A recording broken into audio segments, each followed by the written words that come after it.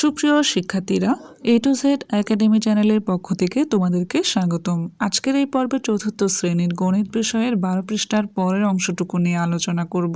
আমরা 4 নম্বর প্রশ্নে কয়েকটি সংখ্যা দেখতে পাচ্ছি। এখানে প্রশ্ন হচ্ছে সংখ্যাগুলোর মধ্যে কোনটি বৃহত্তম, সংখ্যাগুলোর মধ্যে কোনটি ক্ষুদ্রতম। তো এখানে আমরা দেখতে পাই যে বৃহত্তম সংখ্যা হচ্ছে 6,57,12,950 আর ক্ষুদ্রতম সংখ্যা 5,83,296।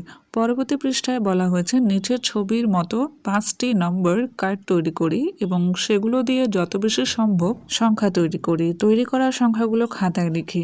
তো কার্ডগুলো এখানে বিভিন্নভাবে সাজানো হয়েছে, এটা আমরা বিভিন্নভাবে সাজাতে পারি। তো এই 5টি কার্ড দিয়ে বৃহত্তম কোন সংখ্যাটি তৈরি করতে পারি আর এই 5টি কার্ড দিয়ে ক্ষুদ্রতম কোন সংখ্যাটি তৈরি করতে পারি সেগুলো আমরা ছকে লিখব। এখানে বৃহত্তম সংখ্যাটি হলো 98,531 আর ক্ষুদ্রতম সংখ্যা হলো 13,589। তারপরে বলা হয়েছে একটি কার্ডের অঙ্ক যদি শূন্য হয় তাহলে বৃহত্তম ও ক্ষুদ্রতম সংখ্যা কিভাবে তৈরি করব। তো এটা আমরা 3 নম্বর অঙ্কটি করলে বুঝতে পারবো। এখানে বলা হয়েছে নিচে 6টি নম্বর কার্ড আছে, এই কার্ডগুলো নিয়ে 6 অঙ্কের সংখ্যা তৈরি করি।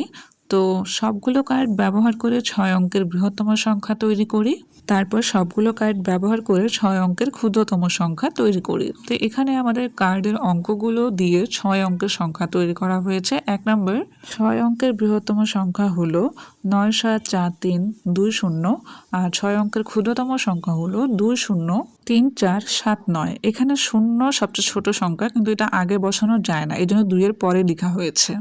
এই ছিল আজকের পর্ব। পরবর্তী ভিডিওগুলো পেতে আমার চ্যানেলটি সাবস্ক্রাইব করুন।